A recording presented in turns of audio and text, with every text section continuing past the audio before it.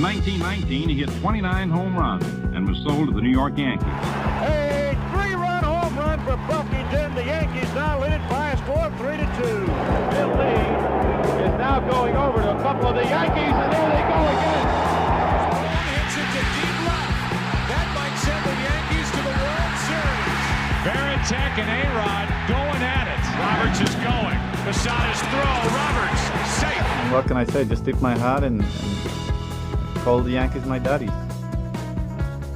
Welcome to Fanbase, a deep dive into the greatest rivalry in sports, episode 104. John Senecal here, Brian Shackman, and we, of course, were really lucky and excited to talk to Evan Drellich and the book, Winning Fixes Everything, How Baseball's Brightest Minds Created Sports' Biggest Mess. Evan, first of all, congratulations on the book, and then, who makes the decision on the title? And, how much do you fodder that? I mean, do you get input? Do you have final say? How does that work? Good question. Nobody's actually asked me that yet. I don't know about final say. I got to believe at the end of the day, the author retains some control over it. It was a title I came up with, and there's a quote. It's actually, I think, the only quote that appears twice in the book. It's in the introduction, and then later, kind of when we get to the point in time when the quote was delivered to me. But Jeff Luhnow saying, the Astros GM saying, perception will change when we succeed. What did everybody think about the Moneyball A's? And then they're heroes. Right. And actually, it wasn't an influence for the title of the book, but I have an old G chat, the Google chat conversation with a different Astros executive, and they said the same thing, right? And it's kind of a sports cliche. So I did have to do a little convincing with the title. The editor, who did a great job, a guy named Eric Nelson, wasn't sure that people were going to quite get it. That they were going to take it directly. It's a wink and a nod. Yeah. Does winning fix everything? I want people to consider that question as they go through it. So at one point, he wanted the title to be in quote marks, and I said, no, let's trust our readers to be smarter. Figure that out. Yeah, exactly. The book is way more, and I heard in one of the podcasts you talked about that you had to cut 30,000 words out of it, but it's way more than just, the cheating scandal itself, but obviously that makes a lot of the headlines and what people want to know about. And from our perspective, I do want to start with 2017, knowing that you were there back in 2013 and 2014 in Houston. You went Boston to Houston, back to Boston, and now in New York with the Athletic.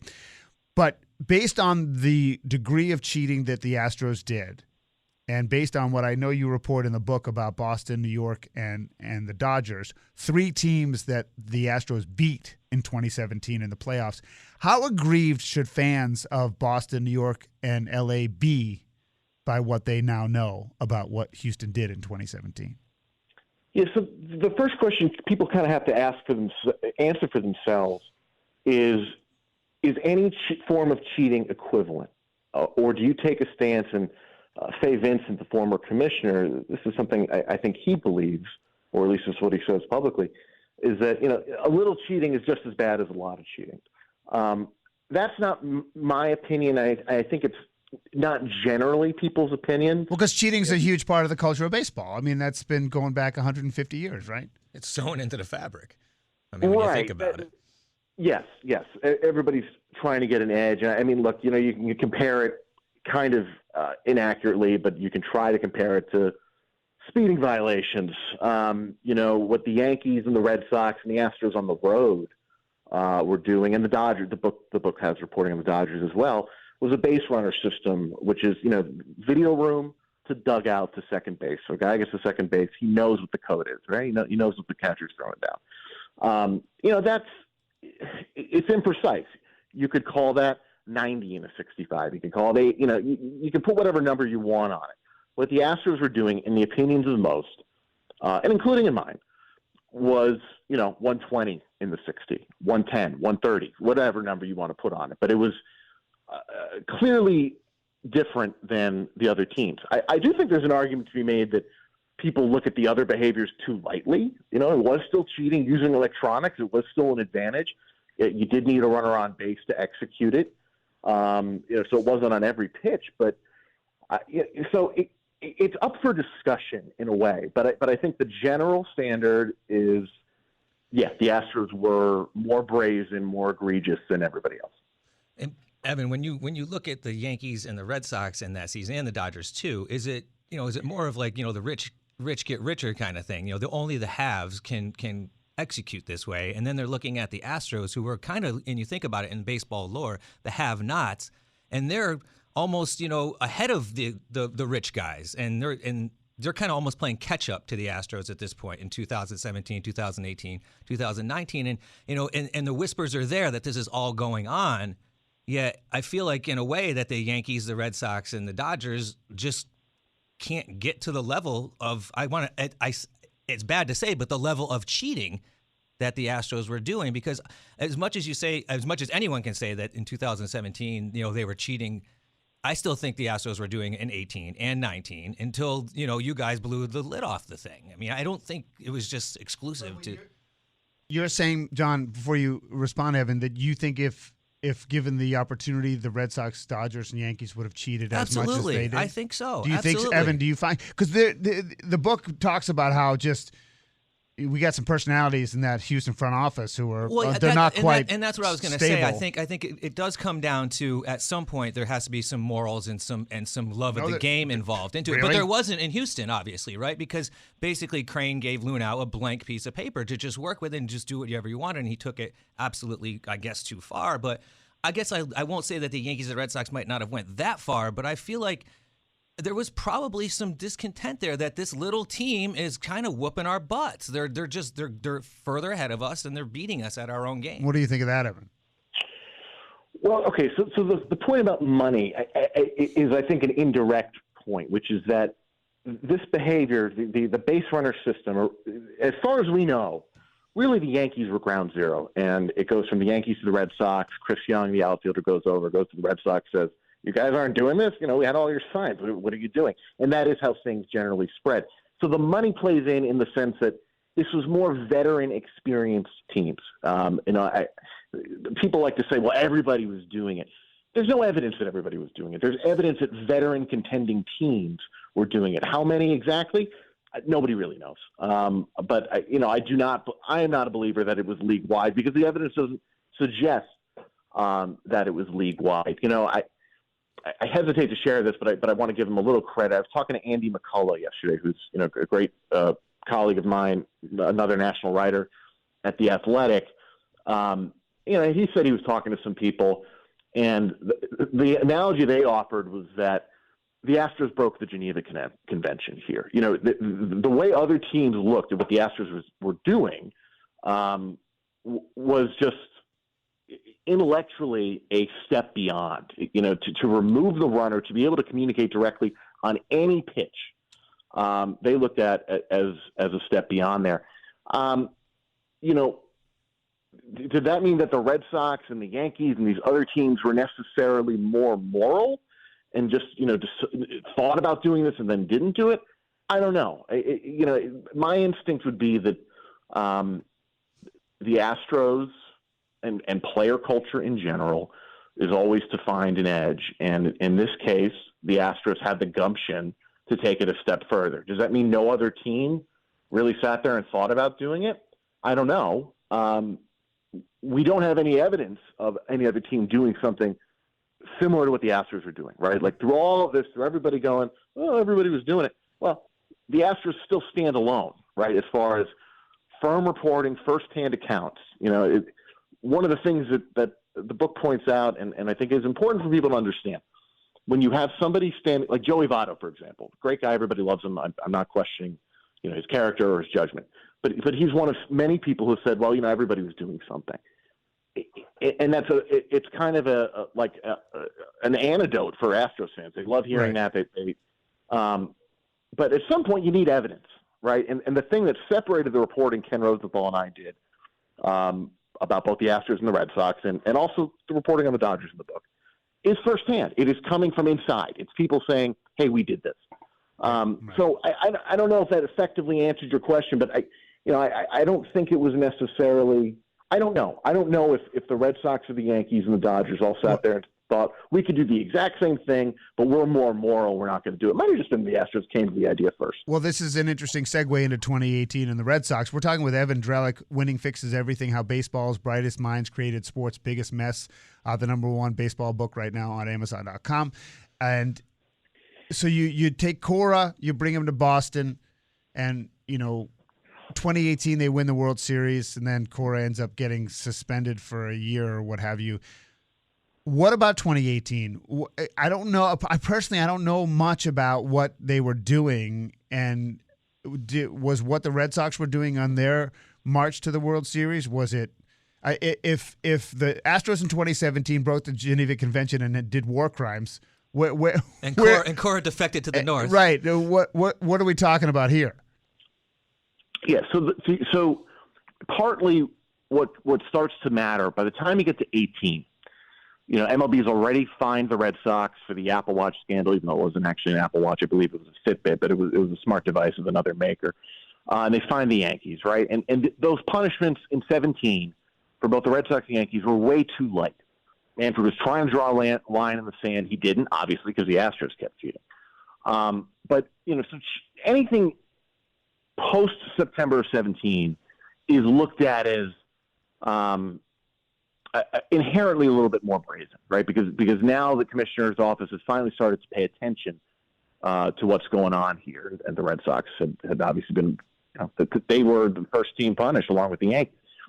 So Cora gets there, and what the Red Sox do in 18 is a base runner system. It's dugout, it's video room to dugout to runner, and one of the interesting things about the Red Sox is that they more or less they had two stations essentially. There's their main video room, but there's also an auxiliary station. 18 MLB starts to kind of loosely patrol during the regular season. They'd have like I forget what they're calling these people now, some sort of in-game monitor, right? A person, security guy walking around. Well, these people are local hires, and half the time they're Red Sox fans anyway. And as a Red Sox person told me, we could still get the signs out. So it was not. I have no reporting that what the Red Sox are doing in 18 was on the level of what the Astros were doing the year before when Cora was there. In a way, it's smarter what the Red Sox are doing in 18. It's quieter. It's literally you're not banging on a garbage can, and so it's a little harder to detect. But it is after the commissioner has come out with his statement, and look, the Red Sox had a clearly very talented team that year, but you hear Alex Cora, he'll often say, I take responsibility for 17. He never addresses 18. And the thing that sticks out to me about 18, it is always the case that when MLB punishes, there's going to be people who take the brunt of the punishment. J.T. Watkins, the video operator in Boston, the main video operator, is painted as a rogue employee here. The reporting for the book shows that Red Sox players felt they needed to take care of him because of what he did to them, meaning they paid him. He was on an unpaid suspension. Red Sox players, according to Red Sox sources I talked to, decided to pay the guy, right? And so this notion that Ollie North, right? He's the Ollie North. Wasn't that Colonel Ollie North that took the fall for the Contra? Yeah. I got to brush up on my history. It's from that was in the Reagan era, so Evan might be a little young for that. But that raises a good point, though, because you're talking about two different cultures here of baseball. You're talking about the Jim Crane culture in Houston, and you're talking about a culture in Boston where they're condoning the fact that this guy's just basically a patsy and we're going to pay him off. So you're taking the fall for probably Sam Kennedy or someone who's at the higher level that knew this was going on. Yeah, I mean, this is kind of my point about the Red Sox. I think when you look at Red Sox leadership and the willing, even if you go back to the Apple Watch scandal, who was the guy who took the blame? Pedroia got a little bit, but it was John Joachim, if I'm saying his last name right, the trainer, right? Oh, the trainer was using the watch. The scheme was obviously beyond just the trainer who was the relay guy here, right? So MLB likes to peg. The interest of the commissioner's office is to make things go away. MLB's findings with the Red Sox investigation, there are kind of logical differences between the precedent that MLB set with the Astros. And I think just from a MLB aside, from a Red Sox perspective, is that good leadership? Is that good leadership on behalf of Alex Gore, Sam Kennedy, John Henry? Go down the list, whoever you want to name. Right. To just say, no, it's this rogue video operator. And Watkins always denied that he did any wrongdoing to MLB. But, one of the other interesting things the book has is that somehow Watkins learns who spoke to MLB, who inside the Red Sox clubhouse confirmed exactly what Ken Rosenthal and I reported. And that creates problems in the clubhouse that Watkins literally confronts people about it. But yeah, look, the Red Sox in 18 were cheating. I think by most standards, it was not as egregious as what the Astros were doing, but they were cheating. It's so fascinating because, the whole culture of it is really interesting to talk about. And I want to get into the Astros and their front office, but I give you a lot of credit because this isn't like Moneyball, which was sort of, Lewis bringing to attention something that was happening and people knew about it. And it was like for you to go against the grain, like nobody in baseball wanted you to do this, you and Ken, to break this story, right? And so it takes a fair amount of courage. And as someone who's been in journalism a lot of my life, investigative journalism isn't my thing because I don't think I have the backbone for it, right? And so kudos to that. But the follow-up question I want to that conversation is, where are we in then 2023?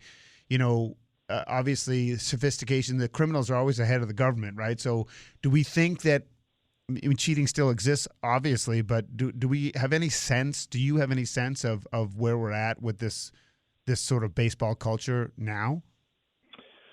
Yeah, real quick on the Moneyball point. I mean, this book is in a way the outgrowth of Moneyball. It explains what Moneyball brought into the sport, and frankly, what Moneyball didn't really explain. And not that it necessarily should have, but it's paying attention to all the other things that came from Moneyball, came along with Moneyball, that I think for a long time people were ignoring, right? Even things as kind of fundamental as the cost of players and the impact that has on labor. Like, we just had a lockout, and you can draw that lockout back to how clubs started to behave post-Moneyball. I mean, it's the threads of what went on in Houston really extend very far. And to the question about now, MLB put in, it's actually interesting, right away after the scandal, they banned, if I'm remembering this right, they fully banned video access in the clubhouse, like during the game. Like, you couldn't go in and watch, a game in the clubhouse. And then they returned it inside the same season on delay. And a long enough delay that they felt comfortable with it. Because it was ruining J.D. Martinez's career. Right. Players weren't happy, and the league very quickly reversed course on it and didn't, it was not something they announced publicly. I only found out about it after the fact and did report on it. But look, players are always going to want to find an edge. There will always be attempts to cheat, always. Whether we ever find out about them, I don't know. People wonder about PitchCom. Could the new wrist system that catchers have the signal? Could somebody hack into that? Well, if you bring in the automated strike zone, could people hack into that? It might have to get more sophisticated and more clandestine, and therefore might be more unlikely that we would ever find out about it. But kind of like the injury of all this is that you have reason to sit there and go, I wonder what's going on there. Is something up? It causes you to question and wonder what people are capable of. And maybe we should have always been thinking that way. Certainly the commissioner's office should have been thinking that way post-PEDs when they decided to give everybody a video room, but they weren't. And, I do think the commissioner's office now is a little more honed in on trying to prevent this stuff. But rule breakers will always be ahead of rule makers. Evan, you mentioned the commissioner's office there about mentioned it twice. The way I look at the commissioner's office in baseball, at least in the last 20 years, I look at it like you kind of don't act like anything's happening until it comes out, and then you sit there and you play dumb, and then you kind of think of what you can do to fix it afterwards. Now you talked about the PEDs. They let that skate as long as they could, but then going to the cheating scandal. Once that comes out, and as a fan, and everybody's looking for blood, right? They want the players to be held accountable because they're the forefront. And what you get in the rebound is you get a general manager, you get a manager, and you get a coach, and you get Carlos Beltran, who loses his job, right? Now that's not sexy to the fan, but that's what Major League Baseball decided to do. Can you explain why the players weren't disciplined in all this? Is it something that, Major League Baseball was looking at the collective bargaining coming forward, or was it just that they didn't want another black eye on the sport? Yeah, so there's kind of two parts to this. I'll take the more general part first, which is this. When you have a team-wide cheating scandal, it's tricky. How do you assign culpability? Is it the people who kind of started it? Is it the people who participated? Is it the people who didn't participate, but also enjoyed the results of it and didn't stop it, right? It is a tricky thing to try to assign a number of games to. That said, it is doable in a theoretical sense. The problem was really one of foresight. So Manfred in 2017, when he punishes the Red Sox and Yankees, he says, going forward, I'm going to punish the GM and the manager are going to be held accountable, and actually doubles down on that in subsequent. So they start updating the rules a little bit more in 18, a little bit more in 19. But that same message is in there. In labor relations, when you have a union and you have a management group, there's a collective bargaining agreement, which is the case in baseball. If management just decides on a whim, I'm going to punish this behavior, and I'm going to assign X games or whatever, X punishment to it. Unions have the ability to challenge that. The idea of doing it on a whim is something that unions prevent. You have to give notice of what you intend to discipline and how you intend to discipline. And the notice Manfred had given was actually that we're going to hold the GM and the manager accountable, not the players. There's one of those memos. He actually specifically says something to the effect of "not the players."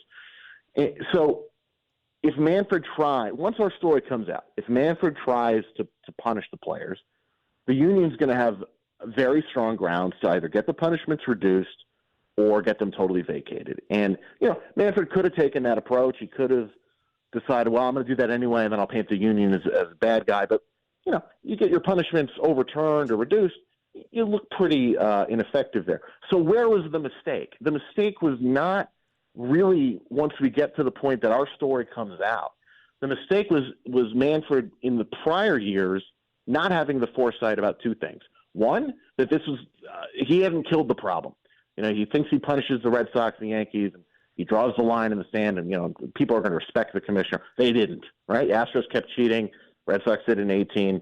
He did not effectively draw the line in the sand, and so he doesn't think this behavior is going to blow back up. And he also doesn't consider, well, what if it does blow back up, and I don't punish the players? How would that look? Because if he had thought about that, then he would have moved earlier to, give notice, have discussions with the players' union. Hey, if this happens, I'm punishing it like this, and they would have either negotiated. I don't know the answer to, well, what if he just sent a memo in 17 to the union? The union didn't agree to it. It becomes a technical labor law question, right? But it underlies the whole thing, right? So really, the answer is Manfred didn't see this coming, didn't take the steps necessary in advance to be able to punish the players effectively. We're a little tight on time. We have a couple more things we want to throw at Evan Drellich. I can stay a little longer, up to you guys. Well, it's a great conversation, and we appreciate the time. The book is Winning Fixes Everything, How Baseball's Brightest Minds Created Sport's Biggest Mess, and it really that's referencing, the Houston Astros. And for me, I'm a 51-year-old male, and I worked in sports for a number of years too, and the egos and the machismo is in sports and pro sports is in some ways out of control. In baseball, it's actually maybe even more intense than any other sport for some strange reason. And so when I think about baseball in modern baseball, I think of, okay, there's alpha males on the field. They've been always that way. There's also alpha males in the front office and in ownership. And what I see now is that you have this hierarchy where there's not just a GM and an owner. There's a director of baseball operations and a GM and a couple of assistant GMs. And I'm just wondering, in this male macho alpha culture, if there are just simply too many cooks in the kitchen, and it just makes it inherently messy? I think you're raising an interesting point about it being a male and machismo culture, and I would say indirectly that plays into where I would take it, which is, Moneyball opens the floodgates to people who are on the outside, right? Jeff Luhnow is one of them, is right-hand man, Sigma. All these front office people are kind of newly valued in the sport, and Moneyball is this massive hit of a book. Brad Pitt plays You Billy can argue Bean. that Theo Epstein really catapulted that. Yeah, right. So people, there was a new glory attached to being a baseball disruptor. And in general, in the last 20 years, right, you see so much fawning over disruption. So there was this really big carrot that was dangled for people of, I want to change the game. I want to take the glory. And look, there was grounds for the game to be changed. There was room for innovation. But there's a lot of ego that gets involved there, right? Jeff Luhnow was very good about seeking the limelight and kind of finding people who would, print what he wanted. And so I do think there is an element of the construction of front offices and the people who entered into them, having self-interested motivations and Moneyball and this notion that you can be glorified in this way. I think that is an overlay for the whole thing. It almost seems that once Jim Crane took over the Astros, it was almost like they squeezed every little ounce of baseball people out of that organization. I mean, was it Brad Mills and Bo Porter? They're former baseball guys, and they were basically gone. And now Dusty Baker has to come back and kind of resurrect as the poster child for fixing everything.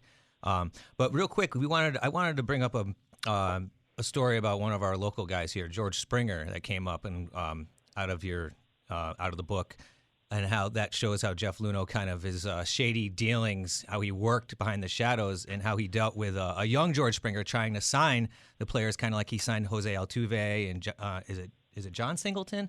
Yep. He would try to lock up these players for way less than they're worth in the long run, hoping to be fiscally sound. But can you talk about that story about how he dealt with Springer and his so-called eye exam that he was going for? Yeah. So in 2013, the Astros are having this awful season, right? It's 111 losses, third straight 100-loss season the team had, just really rock bottom. And Springer is having this fantastic year between AA and AAA, almost as a 40-40 season. Easily, based on talent, should have been in the big leagues, right? Why don't they bring him up? Well, service time, money. They don't want to start his clock. They don't want him to get to free agency and arbitration sooner. But they're just starting out on this idea of, well, let's see if we can get some of our young guys who, first 3 years in the big leagues, you're making good money relative to most people, but it's not the seven figures, right? It's at that time it's like $490,000 or so. It's your major league minimum. So let's see if we can get some of these young guys to take these really buy low deals. And even if some of them go bad, and if everybody had accepted them, some of them would have gone bad. John Singleton did go bad. But they don't care, because if you hit on one or two or three, you're going to come out on top. So they bring in Springer, who is still a minor leaguer. They bring him to Houston on the premise of he's getting an eye exam. What he was really doing there was hearing a contract offer without his agent present, and that is a no-no. It is not a thing you do. You do not attempt to isolate the player from his agent under the pretense of an eye exam. And look, you can imagine they're sitting there going, well, if he takes this deal, his potential upside is great. So, maybe ruffle a feather. Well, that has a cost, right? When a guy becomes a free agent years later, they remember how they're treated, and they talk to other players. Now, you can still erase some of that with money. You want to throw $300 million at George Springer? I bet he would have signed, right? But it was a good example of the Astros trying to be several hairs too smart and not caring about the impact it had on other people and their industry perception and what the ripple effects from there would be. Wow. I mean, and it's almost insulting, though. I mean, I don't know how bright or not bright George Springer is, but I mean, to think he would even possibly fall for that is just such garbage. He's a very smart guy, and he's, by the way, is the son of a lawyer. So, and he's a UConn grad. He ain't gonna fall come for on, that crap. he's not going to fall for that. Hey, Evan, listen, we wish you the best. The book is Winning Fixes Everything, How Baseball's Brightest Minds Created Sports' Biggest Mess. And, you know, it's a great sort of, if you love sports and the little, you know, Palace Coup stuff, it's fascinating stuff. And maybe we'll get a chance to talk to you again down the road. Yeah, guys, anytime. Thanks for having me. All right, Evan Drellich, you've been listening to episode 104 of Fanbase, a deep dive into the greatest rivalry in sports.